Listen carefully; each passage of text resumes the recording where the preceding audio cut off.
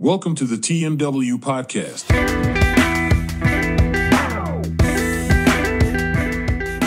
Welcome to the new episode of the TMW Podcast. Ako po si Tad, ang inyong host. Good morning sa inyo, good afternoon, or good evening kung nasaan man po kayo ngayon. Sobrang tagal na nung ating last episode. Based on my checklist, my last upload was September 23, 2023. Pasensya na po kayo at may utang ako. Medyo natagalan. And today, kakagaling ko lang sa dentist. Medyo nagkaroon po ng konting procedure sa aking ngipin. And sabi ng aking doktor ay wag muna daw ako magsasalita. And here I am. Creating podcast for you. Well, namiss ko kayo eh.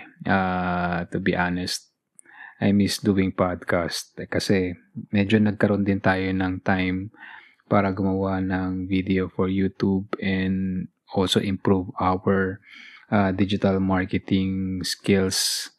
So, naging active din po tayo sa social media. Isa lang naman yun, Facebook, and we're trying our best na aralin pa yung Instagram. Alright, for today, ang pag-uusapan natin is about kape. We as Filipino, we really love coffee. It is more than just a beverage for us. Actually, it's a cultural experience, di ba? If you observe in some of the coffee shops, hindi lang adults yung nakikita natin na customer ng mga coffee shop sa Pilipinas. And through this, dumami na rin yung mga entrepreneur na nagkakaroon ng business about coffee shop. So, it's really more than a beverage for us. In our country, coffee has a long history. Alam niyo ba yun? Us Filipinos, we enjoy traditional brewed coffee and more contemporary options like our beloved 150 pesos cup of coffee. In comparison to other countries based on research, particularly in the US, the average price of a cup of coffee is 2.7. It's somehow really close to our average SRP, which is 150 pesos. Yun na yung average SRP ngayon ng kape. Medyo mabigat na siya kung sumasweldo tayo ng minimum wage sa Pilipinas, and depende pa yan kung saang lugar. So mabigat na talaga siya. The way na may bumibili pa rin for this price na 150 pesos average SRP. The Philippines has seen a significant expansion in its coffee industry in recent years as we observe. A growing number of local and international coffee shop have set up their operations. So, hindi lang naman si Starbucks yung nag-expand ng outlets or number of their coffee shops in the country. But also, there's a lot of independent coffee shops. And maganda dito kasi lumalaki na yung industry ng coffee.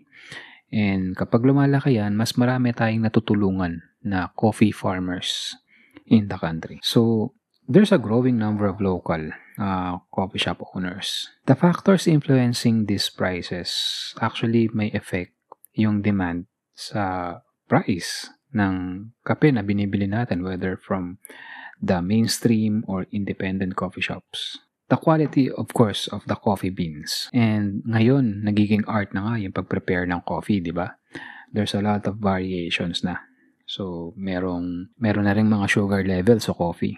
So, parang inadapt na rin nila yung naging trending sa milk tea, which is you have the option in terms of sweetness level sa iyong kape. But not all apply to each coffee shop in the country. It depends on the coffee shop brand. Well, for example, sige, magsabi na ako ng isang brand. For example, Starbucks. Coffee shop na ang pangalan ay Starbucks Reserve. Kung natatandaan nyo nung nagbukas yung Starbucks Hiraya branch sa Tagaytay, di ba dinubog yun? And hindi lang naman ito branding for Starbucks.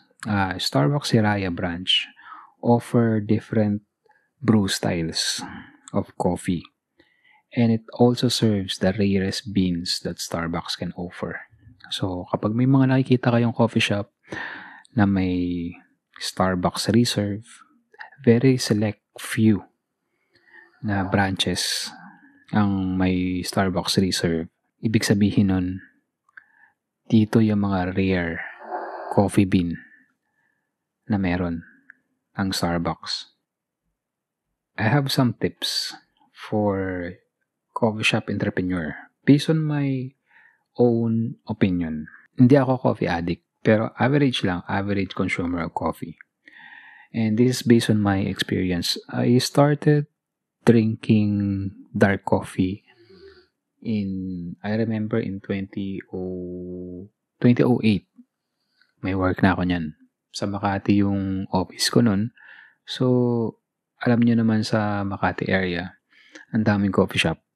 And there's this mainstream coffee shop kung saan na-discover ko na na-develop na rin siya na pwede palang magkape ng black na walang asukal. Kasi when I was young, I grew up drinking coffee. Yung instant coffee lang. Black coffee. Tapos, lalagyan mo ng kanin. Yun yung first realization ko na ang kape pala ay pwedeng lagyan ng kanin. Parang yun na yung breakfast mo. So anyway, going back dun sa experience ko ng first dark coffee in 2008, I have some observations during those days. I have some observations na worth sharing. So, maybe kayo meron din kayong experience, but I just wanted to share it. In case you wanted to share yours, I will post this podcast in YouTube. You can comment as well. Abangan nyo lang, medyo maliliit ng konti.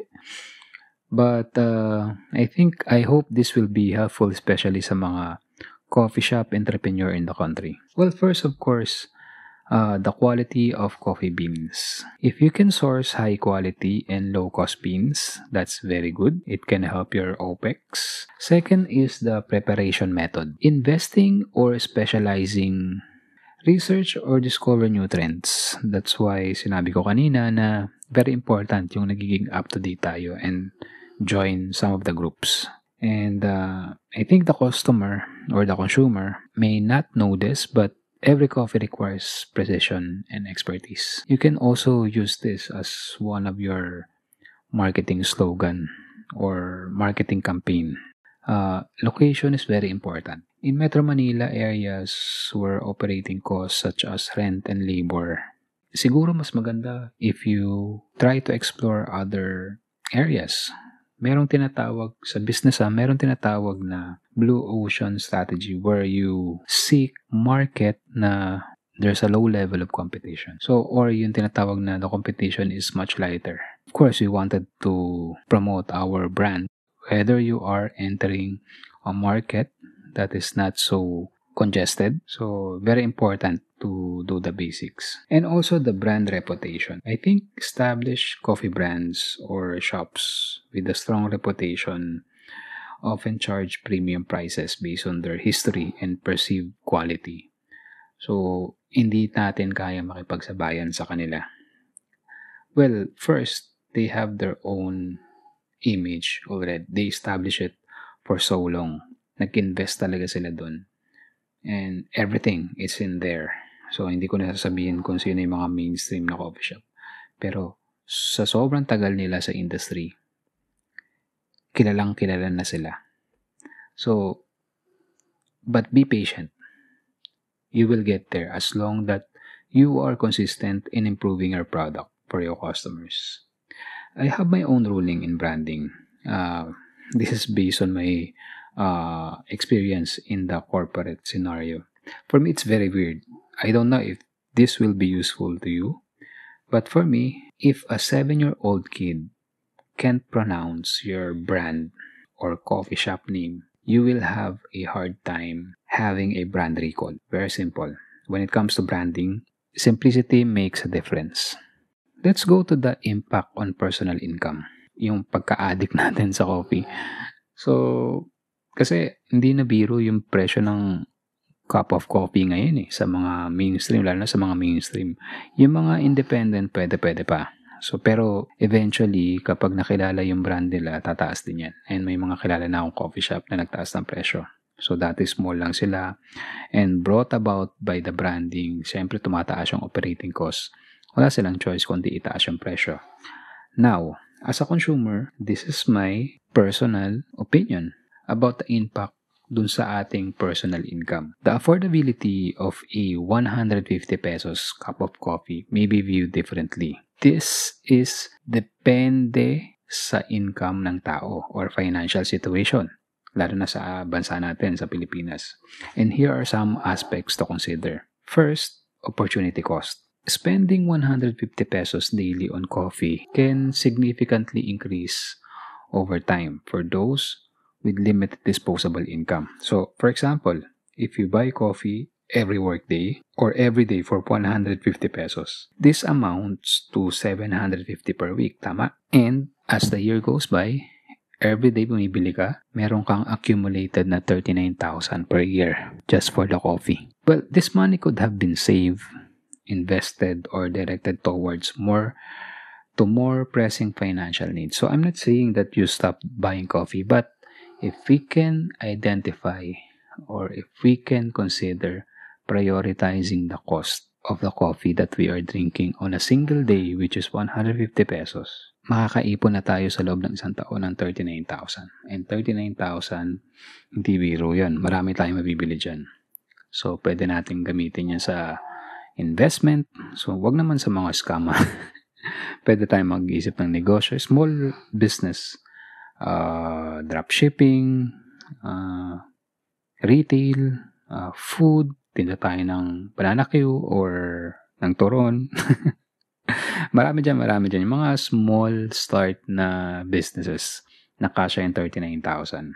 Alright? Second is budgeting. Well, regular coffee purchases can strain a budget. Hindi biro yung 150 pesos per day. Or minsan baka nagtatwice ka pa. So, particularly for individuals or families with tight financial constraints, malaking epekto nito sa budget. When a substantial portion of one's income is allocated to small daily expenses like coffee, saving or investing for a future can be challenging. Tama yun, siguro sa tingin ko, dapat ma-manage lang natin.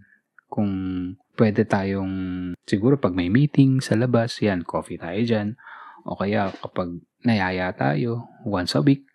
So, I think self-control din yung important factor na mako-consider natin in terms of financial priorities. How about balancing enjoyment and financial responsibility when it comes to coffee? Mindful spending is the key to balancing enjoying a 150 pesos cup of coffee and maintaining a healthy personal income. Well, gawa tayo ng strategy. Why not let's follow a scheme? So number 1, before we purchase a coffee, let's consider budgeting.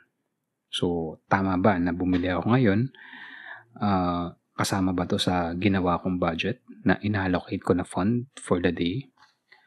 And this helps you enjoy life's small pleasures and satisfaction. At the same time, securing your financial future. Second strategy natin, try mo i-alter. Kung hindi mo mapigilan mag-coffee on a single day, siguro naghahanap ka ng bagong lasa ng kape or hindi mo talaga maiwan yung lasa ng coffee na binibili mo sa mga coffee shop. Try may alter. Siguro magbaon ka ng homemade coffee o kaya mag-invest ka rin ng coffee maker. So, investing in quality coffee beans and brewing equipment can be a cost-effective in the long run. It can be a better alternative to daily cafe or coffee shop visits. Making your coffee at home can save substantial, not just money but also your time. Kasi may mga coffee shop na kailangan mong pumila. Alam naman natin na sabi nga ng ating mga elderly, time is gold. So instead na pumila ka sa coffee shop, why not make your own coffee? Again, suggestion ko lang po. I-alter lang natin. Siguro mga thrice a week, tapos next week, 4 times a week, may dala tayong sariling coffee natin. Once a week na lang tayo, hindi natin nararamdaman na hindi na pala tayo masyadong nagkakape sa labas. Over time, nag-i-improve yan. Next is, I think, mindful spending. You need to assess whether daily coffee purchases align your financial goals. Sabi ko nga kanina, hindi siya biglaan. Pero reducing the frequency of going to a coffee shop or a visit to a coffee shop can be less expensive and can free up funds for more critical priorities. Pang-apat na strategy na pwede kong masuggest sa inyo. Consider investing the money saved from reducing daily coffee expenses. Over time, these investments can generate returns and positively impact your personal income. So yung total na computation natin in a year, ang kaya nating masave is 39,000 pesos. Pwede mo naman siyang hatiin into 4. Bakit 4? Let's say every quarter, every 3 months. So nakaipon ka. Allocate mo na siya sa investment. For example, siguro start ka ng buy and sell. So, meron akong isang friend, ito yung business niya, buy and sell. So, ang ginagawa niya, pumupunta siya sa mga outlet store and bumibili siya ng mga bulk purchases ng mga branded shoes, sneakers. So, ginagawa niya, bibili siya ng 3, post niya, konting markup para at least makover yung operating cost or yung cost na pagpunta niya dun sa outlet store. There's a lot of outlet store na meron, not just in Metro Manila but also in other provinces. Investing savings, that's my 4th strategy na pwede kong ma-recommend sa inyo. In fighting or balancing enjoyment and financial responsibility, as I promised, this is just a short podcast. Pasensya na kayo, medyo mahina yung boses ko. Well, to conclude our podcast today, a 150 pesos cup of coffee may appear as a minor expense. Akala natin maliit lang siya.